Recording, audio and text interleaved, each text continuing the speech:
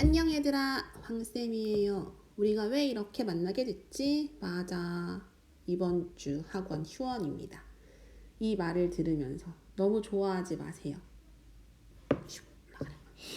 어쨌든 지금 강서구에도 확진자가 생겨서 우리가 좀 더 조심해야 되니까 휴원하게 됐거든요. 그래서 그 기간 동안에 월요일하고 수요일에는 수학하는 날이잖아. 우리 이 기간 동안에 복습을 중심으로 공부를 하도록 할게요.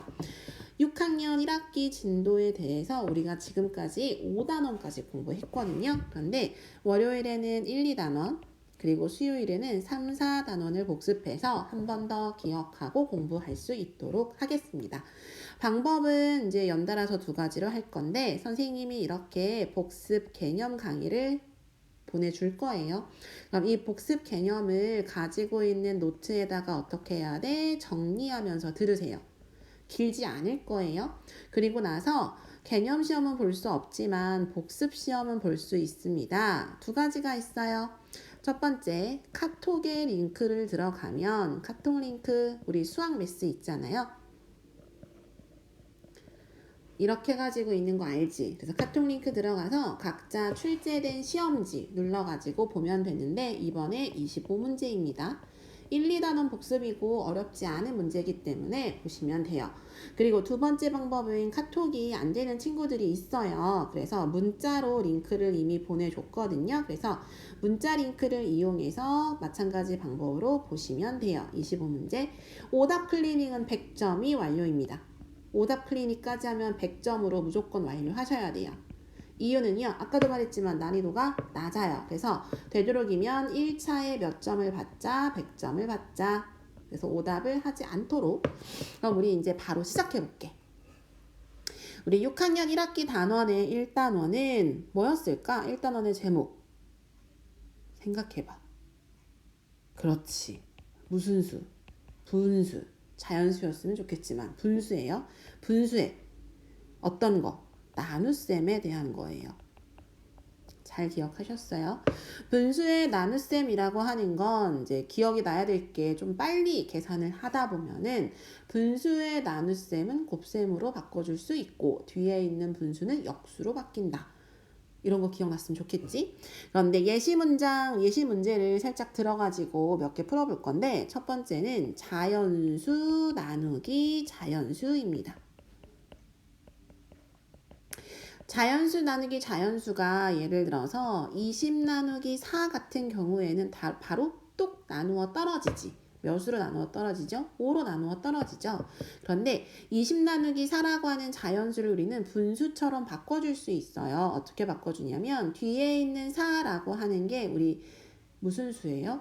나누는 수잖아. 그래서 이 나누는 수는 기준량과 같아서 분모로 내려가고요. 그 다음에 앞에 있는 나뉠 수는 분자가 돼요. 근데 분모 분자의 관계를 봤더니 배수 관계입니다. 그럼 4로 약분이 되네요. 4, 1은 4, 4, 5, 20. 그럼 남는 건 1분의 5입니다. 근데 분모가 1일 때는 그냥 5라고 쓸 수 있죠. 그럼 우리가 이렇게 계산하나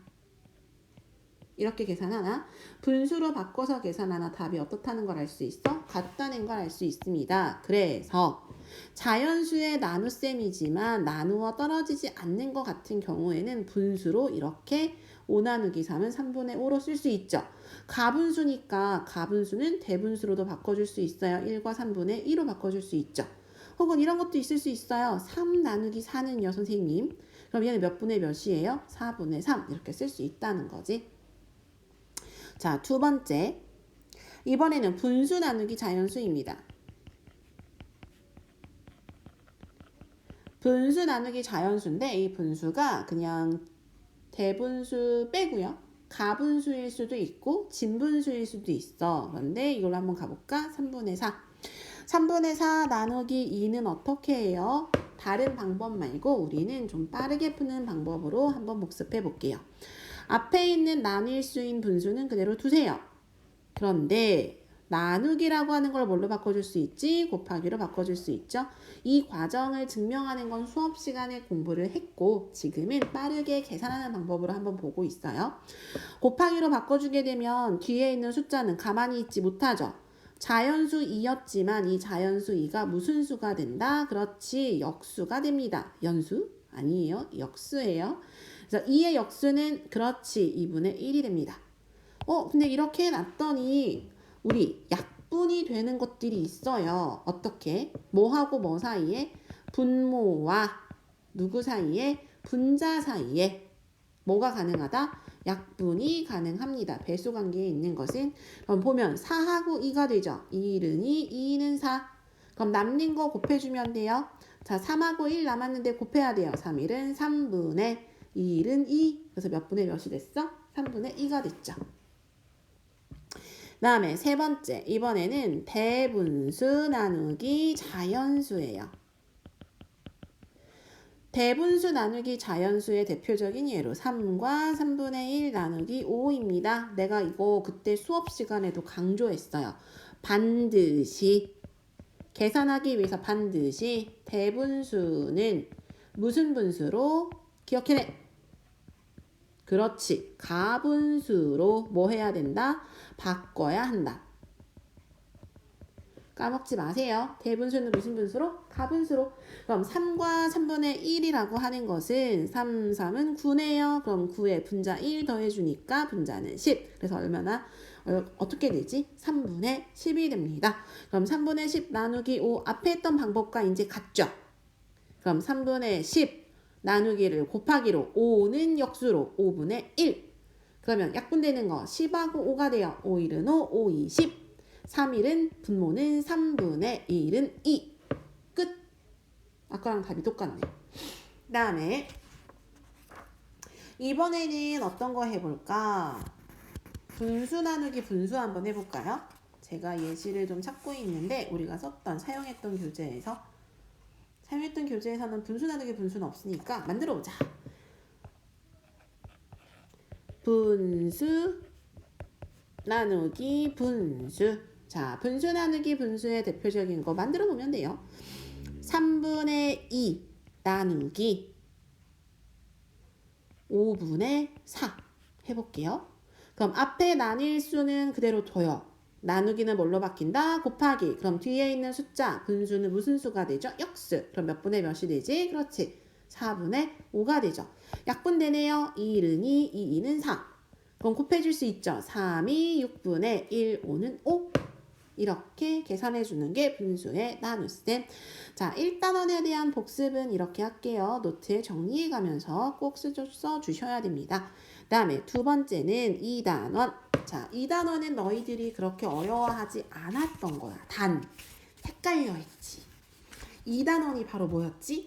그렇지. 각, 기, 둥과 각, 뿔. 너무 잘 말했어요.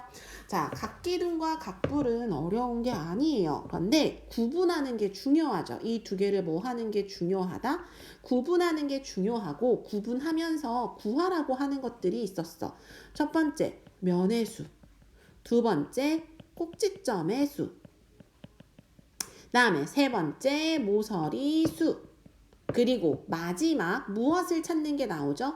높이를 찾는 게 나오죠. 그런데 각기둥의 높이는 복습이니까 떠올려야 돼. 각기둥의 높이는 옆면의 모서리 길이죠. 옆면의 모서리 길이와 같아요.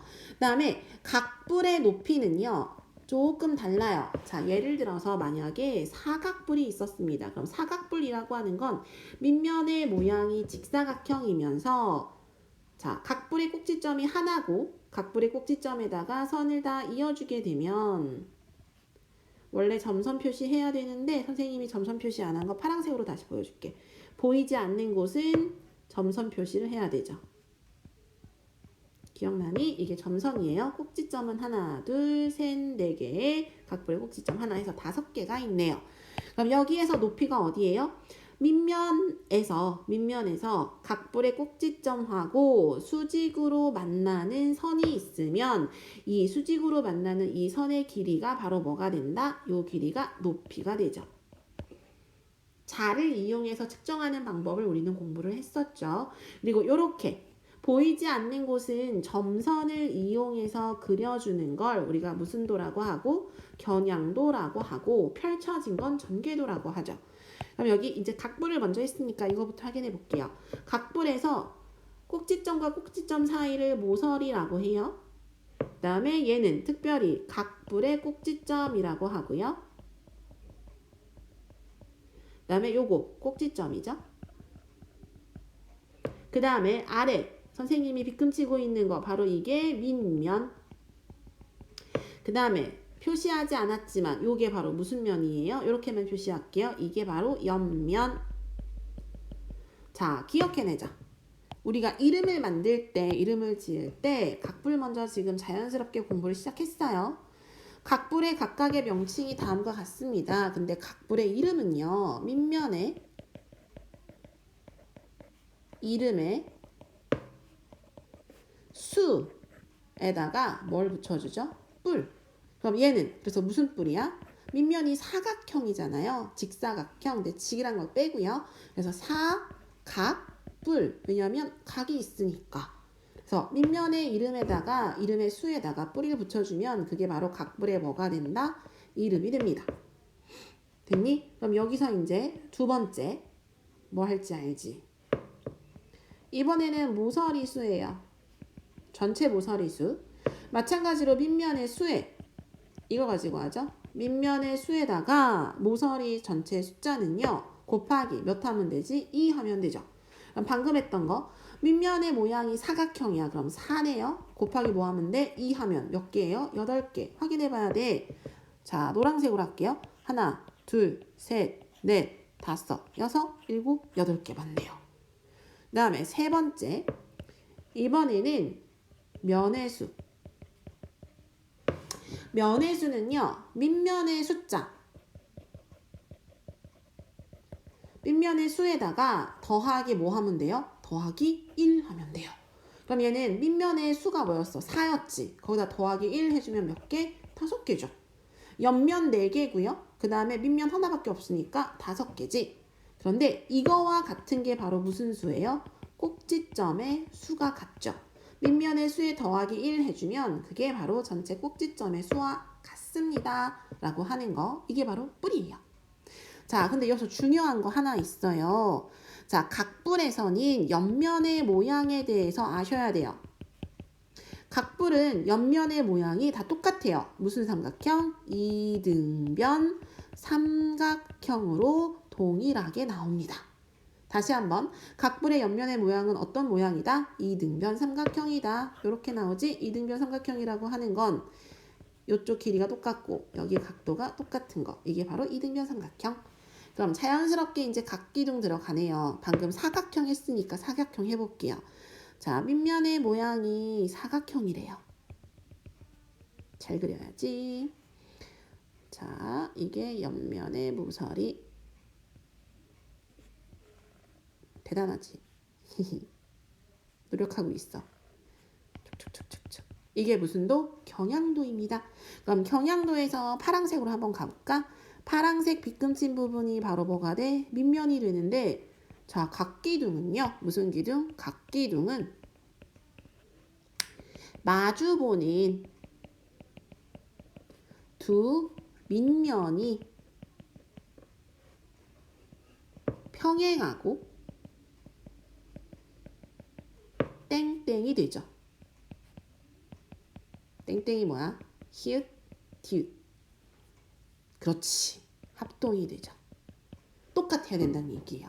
자, 각기둥에서 마주보는 두 밑면이 평행하고 합동이 되어야 됩니다. 아래가 사각형이요. 위도 사각형. 길이 다 똑같아야 된다는 거지. 그리고 연두색. 요걸 바로 무슨 면이라고 하죠? 이게 옆면이 되죠. 자, 각기둥의 옆면은요. 아까 각불처럼 구분해야 돼요. 각기둥의 옆면은 직사각형이에요. 무슨 사각형? 직사각형. 이거 기억해 놓으시면 돼요. 자, 각기둥 이제 우리 전체 이름부터 해볼까? 그럼 각기둥의 이름은 어떻게 짓나요? 각기둥의 이름은 밑면에 수에다가 더하기 기둥이라고 하시면 돼요. 그래서 지금 나와 있는 쟤의 이름이 뭐다? 얘는 사각. 아, 그냥 기둥하면 안 되는구나. 되돌아가기. 에다가 각기둥 붙이면 돼요. 됐지? 그래서 얘는 사각기둥. 오각형이면 오각기둥 이렇게 되겠지. 그 다음에 두 번째 모서리 수를 볼게요. 자, 모서리 수는 밑면의 수, 밑면의 그 도형의 수를 말하는 거지. 여기다 곱하기 뭐 하면 돼요?